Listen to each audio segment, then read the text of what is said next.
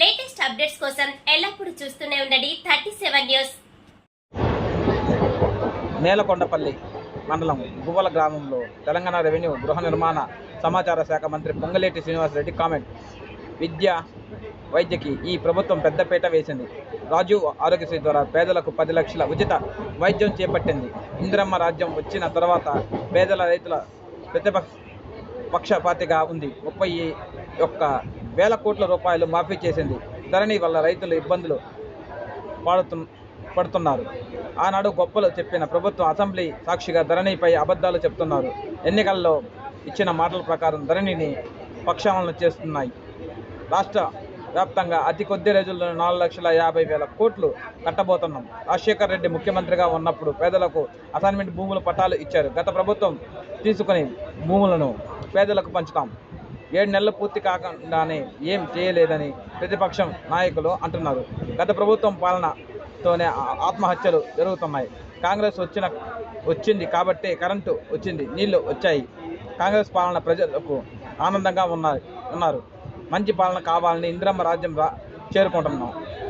ఆడబిడ్డల రైతన్నుల మెమోలో ఆనందం చూడాలన్నదే మా ప్రభుత్వం లక్ష్యం. మౌలిక వసతుల్లో భాగంగా గువ్వలగూడెం గ్రామంలో అంతర్గతంగా ఉన్న సిమెంట్ రోడ్లని ఇప్పుడే శంకుస్థాపన చేసుకున్నాం.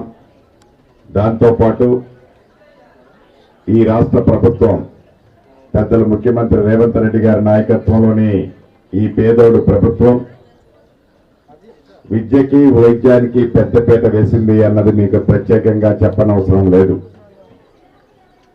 వైద్యం విషయంలో ఈ రాష్ట్ర ప్రభుత్వం ఆనాడు 6 గ్యారెంటీలు ఇచ్చిన దాంట్లో భాగంగా రాజీవ్ ఆరోగ్యశ్రీ కార్యక్రమం ద్వారా 10 లక్షల రూపాయల వరకు పేదవాళ్లకు ఉచిత వైద్యం చేపిస్తానని ఆనాడు మాటిచ్చాం. ప్రభుత్వం వచ్చిన మొదటి నెలలోపే ఈ 10 లక్షల రూపాయల రాజీవ్ ఆరోగ్యశ్రీ కార్యక్రమాన్ని ఈ రాష్ట్ర ప్రభుత్వం చేపట్టిందని ఈ వేదిక ద్వారా మీకు తెలియజేస్తున్నాను. అంతేకాదు, ఇప్పుడే ఈ గువ్వలగూడెం గ్రామంలో ఒక హెల్త్ సెంటర్ను కూడా ఓపెన్ చేసుకున్నాం. డాక్టర్స్ కానీ ఇక్కడ పనిచేసే సిబ్బంది కానీ మంచిగా వైద్యం చేయాలని మనస్ఫూర్తిగా ప్రభుత్వ పక్షాన వారందరినీ అభ్యర్థిస్తున్నాను. అదే రకంగా గడిచిన 3-4 రోజుల్లో మీరు చూశారు అసెంబ్లీలో ఏ రకంగా చర్చలు జరిగాయో.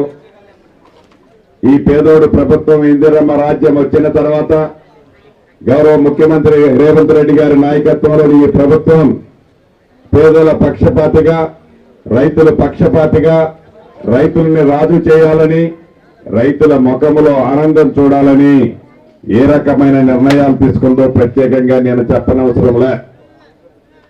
సుమారు 31,000 కోట్ల రూపాయల రైతుల రుణాన్ని ఒకేసారి మాఫీ చేసే కార్యక్రమానికి శ్రీకారం చుట్టి ఈ నెల రోజుల లోపే ఈ 31,000 కోట్ల రూపాయలని మాఫీ చేస్తుంది మీ ప్రభుత్వం, ఇందిరమ్మ ప్రభుత్వం.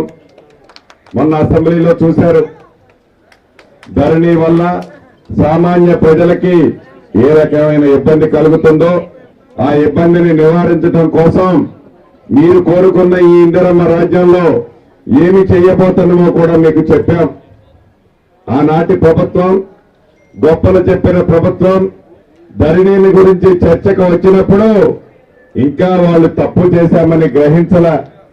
నిండా మునిగిన తర్వాత కూడా కింద పడ్డా నేనే మీదున్నాను అన్నట్లు ఆనాటి ప్రభుత్వంలో ఉన్న పెద్దలు, ఇప్పుడు ప్రతిపక్షంలో ఉన్న నాయకులు అసెంబ్లీ సాక్షిగా పచ్చి అబద్ధాలు ఏ రకంగా ఆడారో మీరు చూశారు.